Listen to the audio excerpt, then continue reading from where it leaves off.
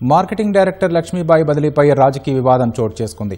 Marketing డైరెక్టర్గా విధులు నిర్వహిస్తున్న లక్ష్మీబాయిని కోఆపరేటివ్ హౌసింగ్ సొసైటీల సమాఖ్య ఎండీగా రాష్ట్ర ప్రభుత్వం బదిలీ చేసింది. బదిలైన లక్ష్మీబాయి బీఆర్ఎస్ నేత ఆర్ఎస్ ప్రవీణ్ కుమార్ సతీమణి. ఆర్ఎస్ ప్రవీణ్ కుమార్ ఇటీవలే ప్రభుత్వంపై వరుసగా ఆరోపణలు చేస్తున్న తరుణంలో ఆ బదిలీ చేయడం వివాదానికి కేంద్రమైంది.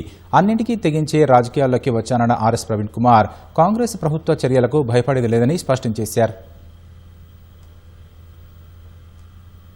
వీటన్నిటికీ సిద్ధమయ్యే రాజకీయంలోకి వచ్చినాం. ఇది చాలా ఇంతకన్నా తుగ్లక్క ఆలోచన ఇంకొకటి ఉండదు. మేము రాజకీయంగా కొట్లాడుతున్నాం, ఆధారాలతో కొట్లాడుతున్నాం. మా సతీమణి ఆమె ఏం పాపం చేసిందో మరి రేవంత్ రెడ్డి గారికే తెలవాలి. పొద్దున్నే హుటాహుటిన ఆమెను ఒక వేరే డిపార్ట్మెంట్కి, ఆమె డిపార్ట్మెంట్ కాని డిపార్ట్మెంట్కు ట్రాన్స్ఫర్ చేయమని చెప్పి ఆదేశాలు ఇచ్చిందని ఆమె నాకు ఇప్పుడు చెప్పింది. అవినీతికి అక్రమాలకు వ్యతిరేకంగా పోరాడుతున్నాం.